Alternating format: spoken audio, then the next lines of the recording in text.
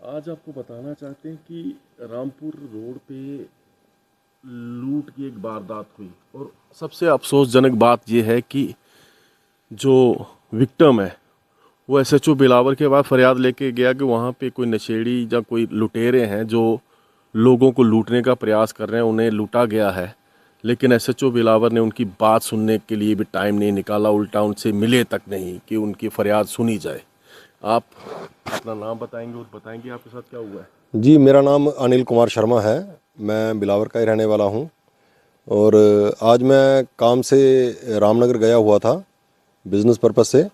तो जब मैं वहां से वापस आ रहा था तो मेरे पास मेरा ऑफिस का सामान, मेरा बैग, मेरा पर्सनल बिलोंगिंग का सामान, मेरे पास कुछ कैश वगैरह गाड़ी में था। तो जब मैं ये उज पुल से थोड़ा पीछे से मुझे एक गाड़ी जो है बोलेनो थी वो मुझे फॉलो कर रही थी। तो मुझे तो पहले उस गाड़ी पे कोई शक नहीं था, लेकिन जब वो गाड़ी ने मुझे 2-3 बार ओवरटेक किया, फिर वो स्पीड स्लो कर लेते थे। जब मैं आगे आगे निकल जाता था फिर मुझे ओवरटेक किया उन्होंने 2-3 बार। जब उन्होंने ऐसा किया तो मुझे थोड़ा शक हुआ उस गाड़ी पे कि ये गाड़ी मुझे बार बार ओवरटेक कर रही है। तो लेकिन मैं मतलब बड़ा कंफर्टेबल था, मुझे कोई दिक्कत नहीं थी। तो जैसे ही मैं डिंगी सिमली के पास जहाँ पे पुल बन रहा है उसको मैंने जैसे क्रॉस किया, स्पीड ब्रेकर है वहाँ पे 2, उनके पास पहुँचता हूँ मैं तो वो गाड़ी जगदम, मतलब गाड़ी वहाँ पे ठीक स्पीड में थी, लगभग 50-60 के बीच स्पीड में होगी। तो उन्होंने जगदम मेरी गाड़ी के आगे बिल्कुल 1 मीटर का फासला रख के उन्होंने जगदम गाड़ी अपनी पूरी रोक दी।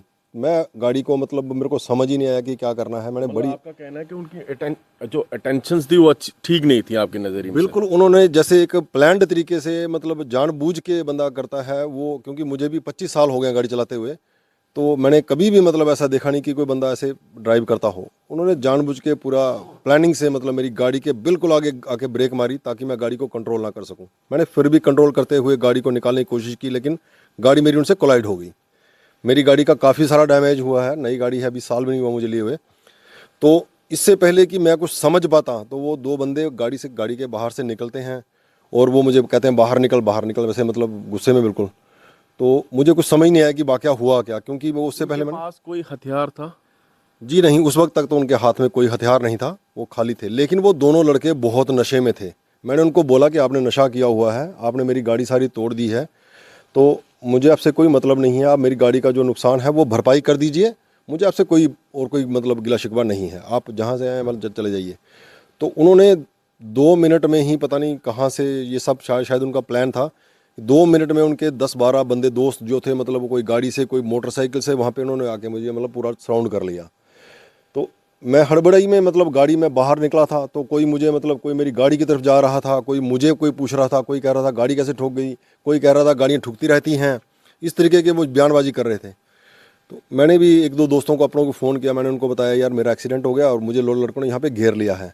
तो मेरे दोस्तों को आने में लगभग 15 मिनट लगे, लेकिन 15 मिनटों तक उन लोगों ने मुझे गालियाँ और मतलब गुस्से में और मतलब ऐसे, तो जैसे मुझे ये लग रहा था कि ये मुझे मार सकते हैं। मतलब मार के आपका सामान भी छीन के लेके गए वो? हाँ, मैं आपको बता रहा हूँ कि मुझे उस वक्त बड़ा मैं टेंशन में था कि ये हो सकता है कि ये मुझे मेरे ऊपर कोई हमला ना कर दें, किसी चीज़ का कोई मेरा नुकसान ना, मतलब जो एक फिजिकल मेरे ऊपर कोई करें। तो वहाँ पे मतलब शुक्र है भगवान का कि 2-4 लोग वहाँ पे जो आसपास से गुजर रहे थे वो खड़े हो गए, जिनके कारण मैं शायद, मुझे लगता है कि मैं बच गया। तो थोड़ी देर में मेरे दोस्त आए तो उन्होंने भी उनको थोड़ा पैचअप करने की कोशिश की कि चलो जो हो गया आप इनकी गाड़ी का नुकसान भर दीजिए। तो उन्होंने बोला कि शायद तब तक वो पता नहीं किसी को फ़ोन वो कोई मतलब कर रहे थे। मतलब आपका कहने का मतलब है कोई लीडर ने इन्फ्लुएंस किया है पुलिस को? मतलब उन्होंने कुछ 2-4 फ़ोन करने के बाद फिर हमें उन्होंने गालियाँ निकाली, माँ बहन की गालियाँ निकाल के बोला जाओ जहाँ जाना है, थाने में जाना है थाने में जाओ, जहाँ जाना है जहाँ जाओ, हम देख लेंगे। उसके बाद मैं मतलब हमारे पास अब कोई चारा बचा नहीं था, क्योंकि वो बहुत सारे लोग थे और अंधेरा सा था, 7:30 बजे का शाम का वक्त था। तो मैं जाके अपने दोस्त को मैंने बोला कि चलो यार चलते हैं थाने, चलते हैं, आके रिपोर्ट लाते हैं। जब मैं गाड़ी में आके देखता हूँ तो गाड़ी मेरी अनलॉक्ड थी, लॉक तो मैंने कर नहीं सका था, मैं भूल गया था मैं। तो मैंने देखा कि मेरा सामान जो है वो सारा आगे पीछे किया हुआ था। जैसे मेरा बिलोंगिंग्स का, कपड़ों का बैग था वो उठा के कहीं और रखा था, मेरा वर्किंग बैग था वो कहीं और रखा था, मेरा पर्स था जिसमें मैंने आज एक 60-61 हज़ार की कलेक्शन थी, तो वो पर्स मेरा जो है वहाँ से किसी ने उठा लिया था, क्योंकि हबड़ा दबड़ी में। तो मुझे उन्हीं लोगों पे, मतलब उन्हीं में से किसी एक ने मेरा पर्स भी ले लिया। और मुझे ये लगता है ये जो मतलब जो भी वाकया हुआ है ये लूट पाट की इंटेंशन से लूट की इंटेंशन से आप पे हमला हुआ है? बिल्कुल, ये लूटपाट की इंटेंशन से हुआ है। उसके बाद मैंने आके थाने में आके मतलब पिछले मैं 4 घंटे से मतलब थाने में मैं यहाँ पे खड़ा हूँ।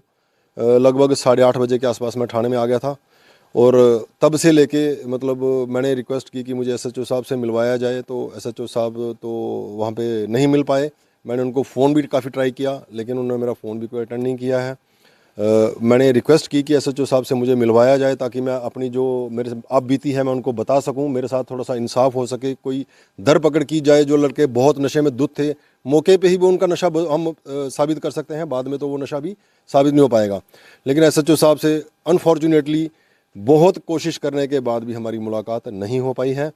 अब हमने उनको लिखित में एक अपनी एप्लीकेशन दे दी है और हम ये उम्मीद करते हैं कि मतलब प्रशासन इसका थोड़ा संज्ञान ले और पुलिस डिपार्टमेंट जो है हमारी कुछ हेल्प करे ताकि हमारा। आपका कहना है कि पुलिस अगर एक्टिव रहती, प्रोएक्टिव रहती, तो शायद वो मिसहैपनिंग जो हुई है आपके साथ वो नहीं होती और शायद कोई और भी उस लूट का जो हो सकता है कि लूट दोबारा कर लें वो नहीं होगी। जी, मैं ये कहना चाहता हूँ कि अगर जैसे मतलब उज पुल पे नाका लगा होता है पुलिस का, वहाँ पे लगा हुआ था नाका, ठीक है, अगर वही उस गाड़ी के ड्राइवर को मतलब थोड़ा सा अगर ध्यान से देखते कि ये गाड़ी कैसे ड्राइव कर रहा है कैसे नहीं कर रहा है, जो वो सतर्क होते, फिनतर में पुलिस का नाका होता है, अगर वो सतर्क होते तो वो उस इंसिडेंट को मतलब वहीं पे ही मतलब सारा सॉर्ट आउट कर सकते थे। लेकिन मुझे लगता है कि उनकी ये टोटली फेल्योर है और यहाँ पे आने के बाद भी कोई भी कार्रवाई नहीं हुई। अगर वो जाके हमने उनको सारा जो गाड़ी है उसकी पूरी डिटेल, उसका एड्रेस, उनका फ़ोन नंबर, उन किसके नाम पे गाड़ी है, सारी डिटेल मैंने उनको अपने लिंक से निकलवा के दी है पुलिस वालों को, लेकिन कोई भी कार्रवाई नहीं हुई है, कुछ भी कार्रवाई नहीं, कोई एक भी उनको फ़ोन तक भी नहीं किया गया कि आप मतलब आपकी गाड़ी का एक्सीडेंट हुआ या कोई बात हुई है, कोई कार्रवाई, हमें कोई भी सपोर्ट वहाँ से नहीं मिली है। मतलब इस बात का मुझे बहुत दुख हो रहा है, बहुत अफसोस हो रहा है कि हम पढ़े लिखे मतलब एक अच्छे सिटीज़न हैं बिलावर के, लेकिन अगर हमारी सुनवाई नहीं है तो बाकी किसी गरीबों की या मतलब और किसी की सुनवाई क्या होगी। तो मेरी पुलिस वालों से और प्रशासन से ये उम्मीद है कि आगे से ऐसा कोई वाक़या ना हो, तो इस मेरे मतलब इसमें मतलब किया जाए, मतलब मेरी जो समस्या है इसका कोई निदान किया जाए, इस पर कार्रवाई की जाए। मैं गाड़ी दिखाना चाहूँगा जो मेरी गाड़ी का डैमेज हुआ है। ये मेरी बिल्कुल नई गाड़ी है जो मतलब बिल्कुल देखेंगे आप तो ये सारा निकल गया है, ये सारा गाड़ी टूट गई है, गाड़ी चलाने में भी दिक्कत आ रही है। इसका जो अलाइनमेंट है या इसकी चैसी पूरी है वो पूरी हिल चुकी है गाड़ी की, अब इसको चलाने की कंडीशन में ये गाड़ी नहीं लग रही है।